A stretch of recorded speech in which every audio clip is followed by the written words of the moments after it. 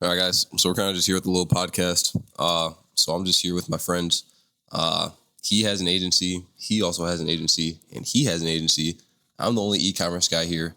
But like I said earlier in the intro, just kind of want to answer some of you, just some questions, give you guys a little bit of an insight into the minds behind some six-figure entrepreneur young kids.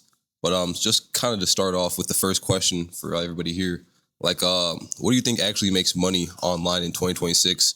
Do you think it's like the skills that you guys learn, like having a right product or offer to sell? Or do you think it's just really kind of building just like a personal brand and people will just buy whatever you put in front of them?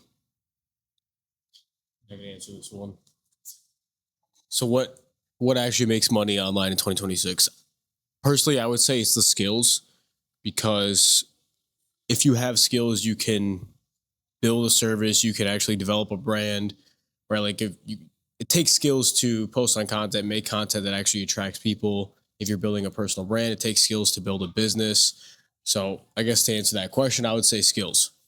As far as products goes, I mean, I might be a little bit biased because I don't do drop shipping and stuff. I'm sure that's a good one as well, starting off selling products. I just personally would say skills is the best way to make money online, in whatever it might be. Introduce you guys. Introduce yourselves to the people. So my name is Ronier. I run a marketing company. My business partner, Zach, right there. We work with construction companies, get them more work, more jobs through systems, sales, right? I mean, if you're watching this, you don't want to know what a marketing agency is. You essentially sell services online to other businesses. So that's what we do. Yeah, my name is Paul. Legal name is Stonewall Park. Moved out down here from Georgia or Michigan. But yeah, I run a marketing agency. Same like these guys, we work with the home service businesses, do basically all their marketing on the front end, and then try to make them as much money as possible. So, yeah. Yeah. Rodney already kind of briefly introduced me, but yeah, I'm Zach. Rodney's my business partner. We work with, home service guys with, helping them with sales and marketing systems. So pretty much all that's covered. Let's just get into the next question. Yeah. Did you guys have anything to add on to that, like skills or what make money? This guy has a lot to say. He's honestly probably one of the smartest guys out of everybody here. So like whenever he talks, just make sure you guys like open up a notepad and take notes. Don't be glazed. But no, I was answering some emails. It's kind of all over the place right now. But I think it's skills mainly. At the end of the day, you got to go out there and just have the skills. Like if you don't have the skills to like market, if you don't know how to sell people, like you're fucking cooked, basically, to say the least. I think like right now, especially like with UCO, like how e-commerce is especially structured right now, it's like attention. Same with businesses, you need attention, and you need to have like mechanisms on the back end to convert attention into actually money. You basically you need to know how to monetize, and I think it's a skill. So it's definitely a skill. Everything in life, I think it's whether like whatever it is, you just need to have skills. Yeah. I mean, I really have nothing to add. Like he hit the nail right on the head there. So covered everything. Yeah. Really, really, really smart guy. All right. So on to the next question. So kind of for you guys, what do you guys think is the difference between those who make 10K a month and like those who are struggling to break it? Is it like the systems? Is it the work ethic? What do you guys think is like this main separation between breaking through that barrier? I mean, 0 to 10K isn't really that much in the grand scheme of things. So someone who's making 10K a month compared to someone who's making 0, it's really just a little bit of skills and a little bit more work ethic, in my opinion. And besides that, probably just time. They've probably just been doing it longer. And let's say you're doing let's say you're doing the same service. If you've been doing it a year longer than someone, you're probably going to be making more money. So really, I don't think there's many differences besides just work ethic and time. Maybe a little bit of skills, which comes with time. So Question is like 0 to 10K, right? 0 to 10K a month. Yeah, like what kind of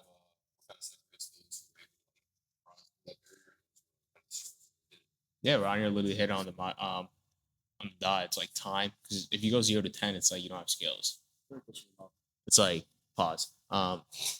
It's like you don't have the ability or the skills, because like you've never made money if you're going from 0 to 10. Like, right. You're kind of cooked at that point, unless you like expand your mind.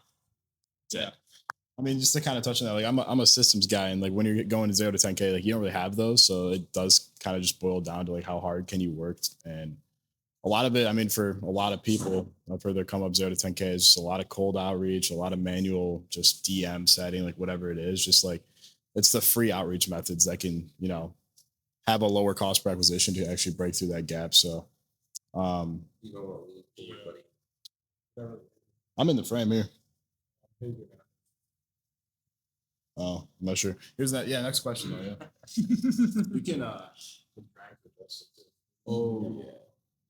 I'm not that sophisticated yet, but anyways, I just kind of wanted to touch on that also just for hitting your first 10K, especially for me. I was kind of I was struggling a lot at the start, not necessarily struggling, but I was just learning a lot at the start. And for me, exactly what separated me from finally hitting my breakthrough and crossing that 10K mark was honestly just the systems and the skills.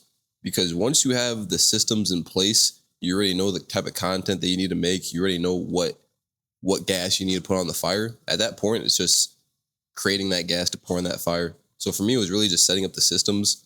And then right once I had the systems, it was really just putting in the work ethic to just like maximize that to the fullest. And that's kind of what just propelled me and helped me break through. But just for another question here, what do you guys think matters more early on when you're starting off in business? Is it the more traffic you guys can bring in? Is it crafting the best offer? Or is it just being honest and trustworthy and just kind of building up personable relationships? So what matters at the beginning, trust. Yeah, traffic, offer, or trust. Like,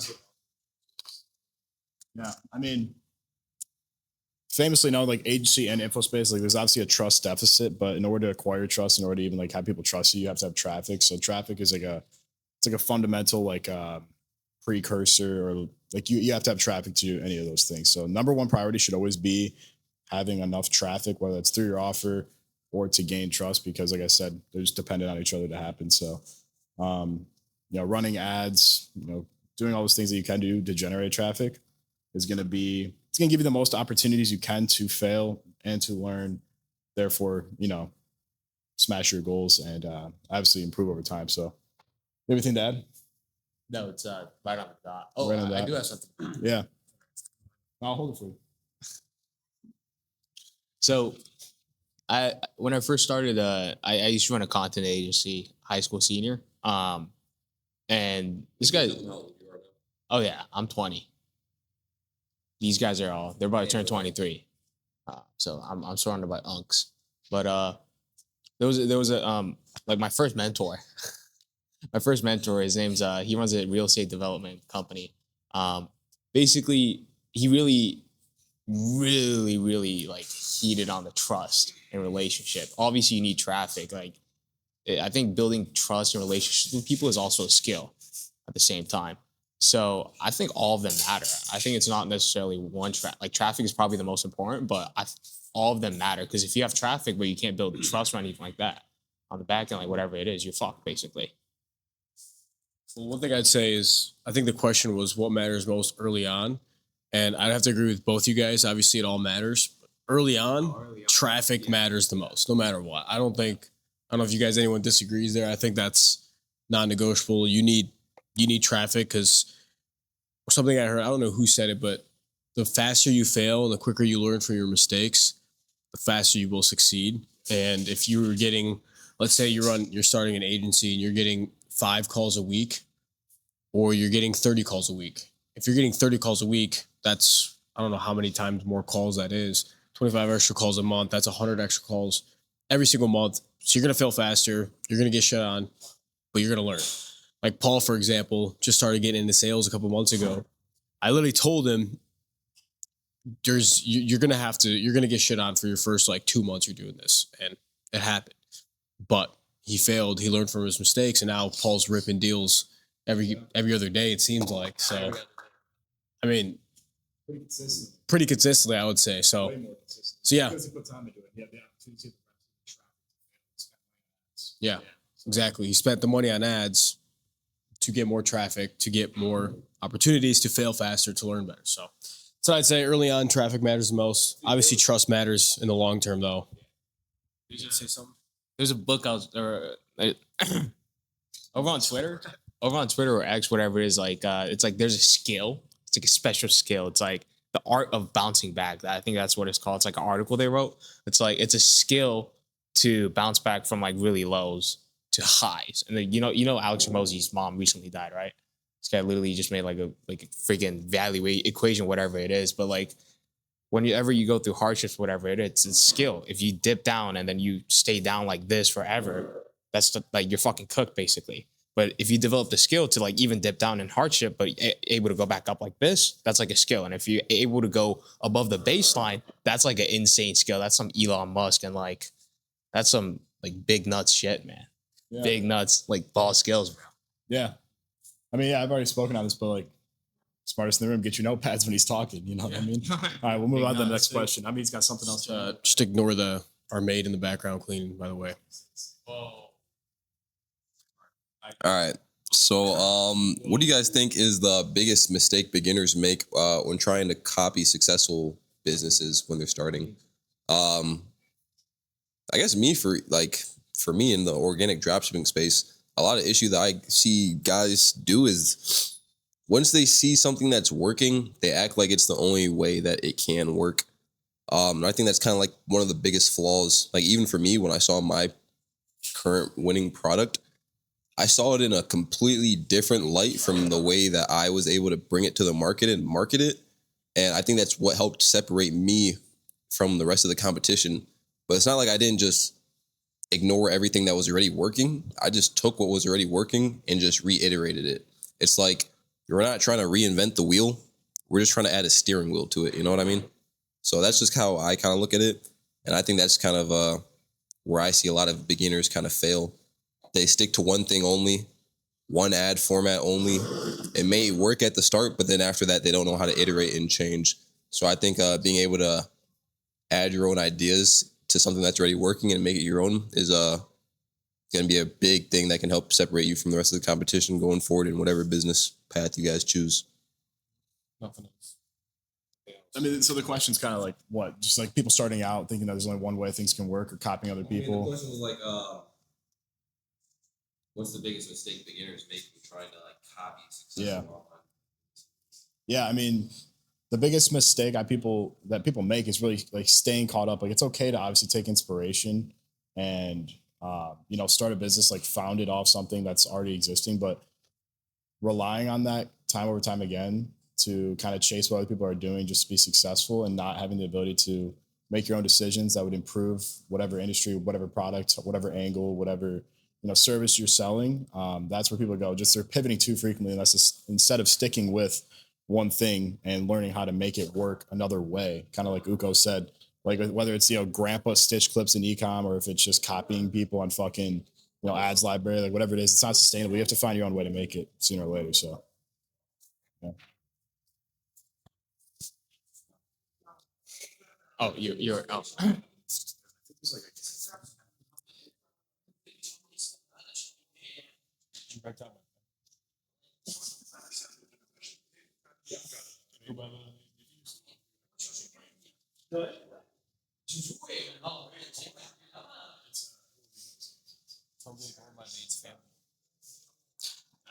All right. So pretty much just another question that we kind of had for you guys is, yeah. So another quick question here, real quick. At what point should you stop doing everything yourself and build systems or outsource? Like, how do you guys know when is the right time to start hiring like VAs, when to start having like media buyers, especially for you guys? I mean, for an agency, it's all about systems and scaling it. So like, when do you guys, especially for you guys in your industry, find that it's the right time to start doing that? I can talk about it. So I would say if we were to put a number on it, I would say if you're by yourself, probably anywhere from 8 to 15 clients, which could be anywhere between like 18 to 30K a month. But another way to answer it, I would say once you start doing a bunch of tasks that isn't directly generating your revenue, right? Like that's probably when you should start hiring. For example, to give you an example of when I realized this is when I was doing a lot of looking in the ads managers, maybe creating a bunch of ads and just doing stuff that wasn't generating revenue. And then I looked at it and I zoomed out and I thought, what actually drives more money to the business? And that was when I was taking calls, closing more deals, and upselling clients, whatever it might be, and actually getting money. And me doing these other tasks needed to be delegated. So that's what we did. And I mean, you remember Zach in what was it, February of last year, when I was like doing a whole bunch of shit. And then Clay told he told me to just get rid of everything. You could probably talk about that. That kind of like dives into two topics there. Cause like you have to, if you have a business partner, or even if you don't, like you have to clarify like role separation if you're on a solo operation or if you have a business partner. So it's like me and Reiner kind of had this moment of time where we were like, yo, we have to really consolidate and isolate our roles from each other. So like, for example, CSM, bad news from a CSM call doesn't leak into sales confidence, or like, you know, all these different things that can tie back to each other. So it's like, and we also excel at our own fields now. So kind of clarifying that role isolation early on and making those decisions early on really allowed for us to become, you know, he's more proficient in sales than I am. I'm more proficient in, you know, systems and some other things that he is. And it allows for just more progression in the business when you have dedicated teams and systems. So it's like, I kind of went on a tangent there, but I thought I should touch on that. You have anything to add? I mean, it ties in. Yeah. Yeah. I mean, when it comes to like hiring, it's like, you should have systems, you know, it's hard to put a number on it, but it's like, you should have systems day one. Like you should build around systems. You should build around the ability to scale and being able to like have that in the back of your mind. Like if I had to onboard 50 clients for the agency model, if I had to fulfill 1,000 orders tomorrow, like would my team be able to do that? And asking yourself those questions will give you most of the time an answer. And of course, if you have good people around you, you can. If you have a task and you're spending your day-to-day, like write down every single task you do on a day-to-day basis and organize. Are they mundane? Are they outsourceable? Are they automatable? Or are they something that's like high leverage? Like a high leverage call early on in the business is taking sales calls and making more money. Low leverage is taking a sales call and then going to make and do all the fulfillment for it like he does. So it's like, if you're in that position, same thing with ecom. Like if you're in the position where you have to fulfill all the orders and you have to manually add like rows to a Google sheet, whatever the fuck it is for your supplier to ship it out, that's pretty mundane. Like you shouldn't be doing that. You should be focusing on like creating more viral content. So that kind of applies in both scenarios. I have one more quick thing here. List out everything you do in your business, whatever it is. List it out, and then just label it. Can I outsource this? Can I outsource this? Or can I not? And then if you can, create an SOP on how to outsource it, whether you have someone to do it or not. And then hire from there. So it's the last little piece of advice I'd say on that.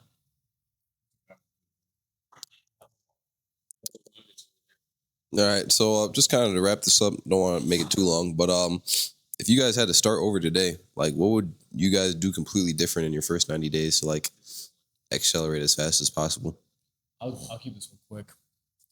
If I were to start an agency, the first thing I would do, getting into business in general, would just be sales and probably work for someone else first, even if it's for a month or 3 months. I would have done that sooner, so I got really good at sales and then made a little bit of money, so I wasn't starting an agency at zero. So that's probably what I would say if I was starting off. Well, the question is like starting off from skills that you have, or like you're just completely starting off with the skills though. No, with the skills. Start. Oh, with fresh start. Everything fresh start. Everything fresh. Like your brain is smooth as fuck, basically. Exactly. Okay. No, yeah. Like you like last year. Last year, dude, like 2 years ago, yeah, I would go work for someone. Deadass. I would go work for someone. I work for free for an agency, for a marketing agency, whatever business you want to go to. Like, try to provide value to these guys, like whatsoever. Like, do some insane bitch work to these guys, like insane. It's like, if you want to do e-com, whatever it is, like, do something. Like, work for free, provide value, because like the people who are doing better than you guys, they frankly like they don't give a shit about you. So you have to add value to those guys and then work for them, model what they're doing, model how they move. They're basically like what they do on a day-to-day basis, what operations looks like, how they, handle business, whatever it is, and then start learning all of that, and then keep your fucking ego to the side, man. Just keep it aside, really aside, and then just learn from those people. Maybe like 3 months, you should have enough knowledge, and then just like go out and then start taking a bunch of action. Yeah. I mean, as far as like action goes, like first like 90 days, like what does that really mean? Because I would have to agree with everything they said for like those first 3 months, learning sales, learning like the reps, getting some knowledge. But like it's really just past that like aggressive action to, you know, push the business forward in whichever way you're trying to build it. So yeah. All right. I mean, I guess for me, just because I know a lot of e-com guys are going to pretty much be watching this, but if I had to start over from zero, to be honest, it's all about mastering the skills as fast as possible. I mean, when I first started, I honestly started to get recognition in this space just because like I was scrolling on my burner until TikTok told me to like take a break. And I would just always be sending in products into like Discords, like asking people like if this is good, like is this a good product? Like, oh, I just found this product, like master the skills as fast as possible. And I mean, especially in organic drop shipping, it's really just kind of, can you find good products? Can you make those products go viral? And then are you able to kind of build around those products to like sustain them? So probably for like the first 3 weeks, I would just go crazy on product research. I know a lot of you guys over there scroll for like 30 minutes and then you guys call it done for the day. But now I'm talking about if you actually really want to win in this, you just have to actually put in as much time as you actually can to just separate yourself.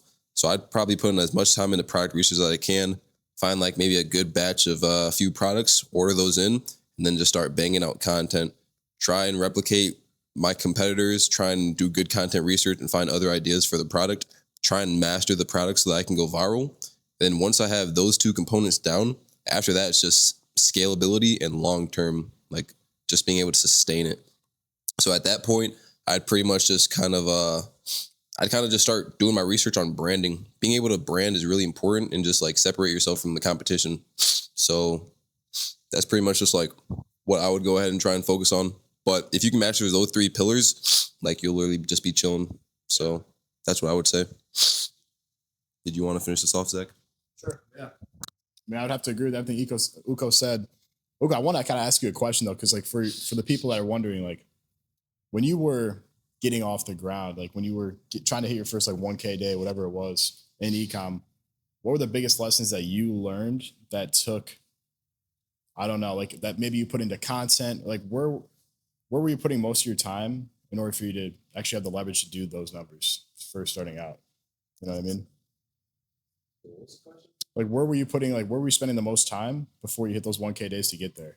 Or 2K days, or 3K days? Like I said, you can go viral with one format. So it's like product research and content research. Because once you find the product, after that, it's literally all on you. I can give a beginner today a product, and they probably won't be able to make that much money with it because they just don't understand how to actually run the product.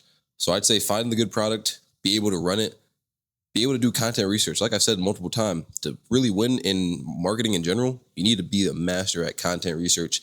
Being able to find ideas and implement them for whatever you're trying to do. It's literally how content works in general. So I'd say those two are really probably the 2 important pillars.